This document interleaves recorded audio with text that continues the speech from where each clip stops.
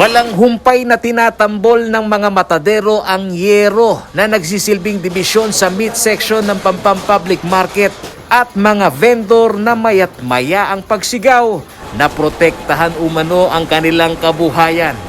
Ito ang inabot na eksena ng CLTV News ngayong umaga ng September 7, 2021.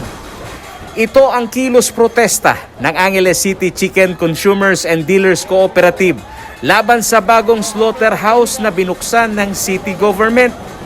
Mula sa meat section, naglakad palabas ng parking area ang mga nakasuot na itim na matadero at vendor upang kahit na sa maigsing programa, marinig ng mga mamimili ang kanilang pangamba at alalahanin sa bagong sistema sa palengke na makakaapekto umano sa kanilang kabuhayan.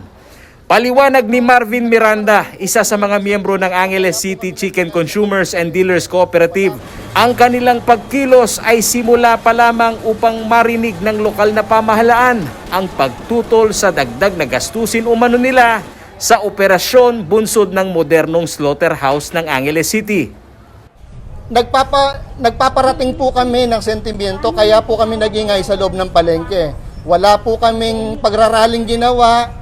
Kami po ay nag-iingay para po kami mapakinggan ng city government. At paniwala pa ng ilang mga chicken retailer vendor, gaya ni Mang Andres Yuko, tila magwawakas na ang bentahe ng Pampam Public Market na ang kanilang ibinebentang chicken meat ay sariwa mula sa tradisyonal na katayan. Kami po ay nababahala. Nababahala po sa paghina na naman ng palengke namin. Kasi po, balak po nila pag natuloy, yung sariwa naming binibenta na manok, gagawin nilang frozen. Ang Pampang po nakilala bilang pangunahing nagbebenta ng panay sariwang karne, baboy, manok. Sinuportahan naman ni City Councilor Amos Rivera, chairperson ng Agriculture Committee ng konseho ang nasabing pagkilos. Una umanong dapat bantayan ay kung bakit ipinasa sa balikat ng isa pang mamumuhunan ang sistema ng slaughtering na makakaapekto sa presyuhan ng mga meat products sa Pampam Public Market. Ang kinakabahan po natin dito, simple, yung tataas po ang presyo ng karne. Dahil nga meron ng private entity ang mag-ooperate sa slaughterhouse. Pag pinag-uusapan po natin ang food security program, hindi lang po ang issue dito yung quality ng karne. Hindi lang issue dito kung paano po yung tamang proseso ng pangangatay.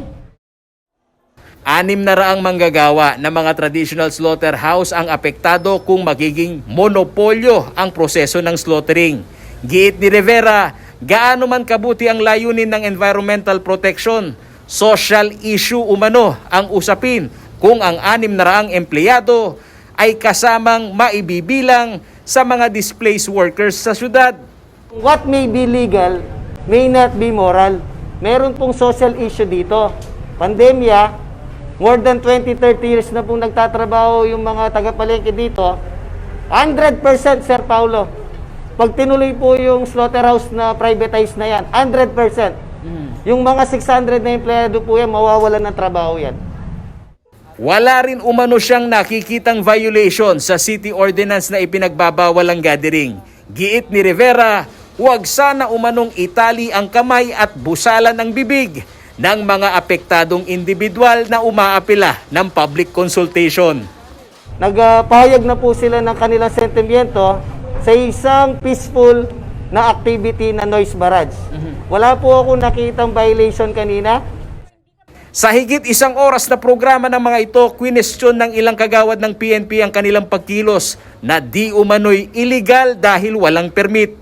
Makikita nyo naman sir, social gathering po to, lalo na kung ang dami po nito. Bawal na ho ba ngayon magkilos protesta sa panahon ho ngayon? Wala namang problema po sa kilos protesta natin. Ang gusto lang po natin, kaya po tinatanong natin kung may permit po ba sila. Kasi bago po tayo magprotesta, syempre idadaan po natin sa legal sir. Samantala, nauna nang ipinaliwanag ni IC Calaguas Chief Advisor ni Mayor Pogi Lasatin na i-absorb ng bagong slaughterhouse ang mga ma-displace na matadero sa mga dating katayan. Hindi rin umano nila papayagan ang operasyon ng mga existing slaughterhouse sa syudad dahil lahat sila ay bagsak sa environmental compliance, partikular na sa septage at wastewater management. Paolo G. Santos, CLTV News.